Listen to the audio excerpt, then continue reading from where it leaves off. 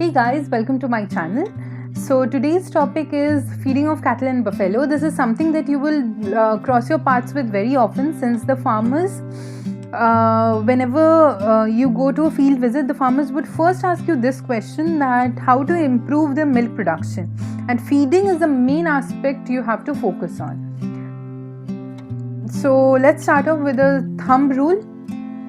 The average dry matter requirement of a desi cow is 2 kg in case of dry animals and 2.5 in case of lactating animal. That is 2.5 kg per 100 kg of body weight of the animal per day. In case of crossbred cows and buffaloes, it's a bit high because they are heavy eaters. So 2.5 kg in case of dry animals and 3 kg in case of lactating animals. The roughage requirement is fulfilled through green fodder and dry fodder. Green fodder should be 1/3 part and dry fodder should be 2/3 part.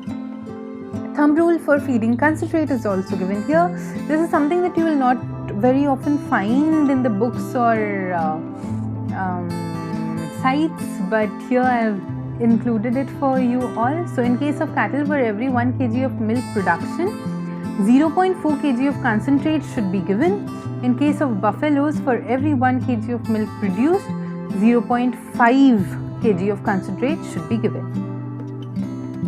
The concentrate requirement of the animal for maintenance, production and pregnancy I have jotted down separately here. Maintenance requirement for desi cow is 1 kg and crossbred cow or buffalo is 1.5 kg. Lactating animals should be given 1 kg additional concentrate for every 2.5 kg in case of buffalo and 3 kg in case of cow. In the previous slide, I have shown you in terms of 1 kg of milk, and here it's in terms of 1 kg of concentrate. Pregnant cows and buffaloes should receive 1.5 kg per day of extra concentrate allowance in order to recover from the stress that they have because of pregnancy and also for milk production. Breeding bulls in service should be given 1 kg per day extra concentrate allowance to maintain good health and sex libido. That is very important for breeding. Mineral mixture and common salt is another thing that should not be missed out on, because they might cause nutritional deficiency disorders. So 25 to 50 grams should be given each of mineral mixture and common salt. Good quality roughage saves concentrates. 20 kg of grass or 6 to 8 kg of legume fodder is equal to 1 kg of concentrate mixture. In computation of ration, some points are really important, like dry matter DM, digestible crude protein DCP, total digestible energy TDN, then minerals and vitamins. The requirement on the quantity of dry matter depends on the body weight of the animal and also the nature of the production, like it is lactating or it is a draft animal in that way. Okay. For maintenance requirement of mature cows and buffaloes, the daily requirement is this, and this table is very common, and you would see or find this in every book and site everywhere. This I have included it here because I have shown a simple mnemonic or a way to how to learn this table. You just have to remember this first row and this last row that I have written for you. This is the difference between each of these. Okay, so the first row you have to remember, and the difference you have to just add on the previous one. Okay, so it is 50 in this, like 200, 250, 300, very easy. Then 0.5 in this one, then 20 to 30, like it's 20 or it's 30. Then here 1.2 you have to add, here you have to add 0.3 or 0.4, here you have to add 1 to 2, here 1, here 5 and here 2. Just 2 rows you have to remember, and you will remember this whole table. This is a simple trick to remember. Okay, common nutrient sources. For carbohydrate, there is maize, sorghum, wheat, oats, rice and grass. For protein, there is leguminous crops like lucerne, berseem, clovers, beans, grasses, etc. For fats, there is cakes of cotton seeds, sunflower seeds, grass, groundnuts that is available as khali. Okay. Model ration for maintenance. If green leguminous fodder like bersim, lucerne or subabul is available, a combination of about 6 to 8 kg of leguminous green fodder and 4 to 5 kg of paddy straw can easily meet the maintenance requirement of the animal. The other alternative is to feed 1 kg of concentrate mixture. That's it. So here, as you can see, option 1 is not including the concentrate mixture. So green legume you are giving of 6 to 8 kg and cereal straw 4 to 5 kg. Another option is you just feed concentrate mixture of 1 kg and cereal straw 5 kg. Similarly, growing crossbred dairy heifers weighing 200 kg can be given any of these two rations. If you have concentrate mixture, then the option 2, and if you don't have, then the option 1.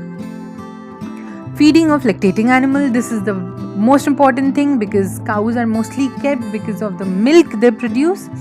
So the nutrient requirement of lactating cow or buffalo can be conveniently divided into two parts. First is the maintenance requirement, second is the milk production requirement.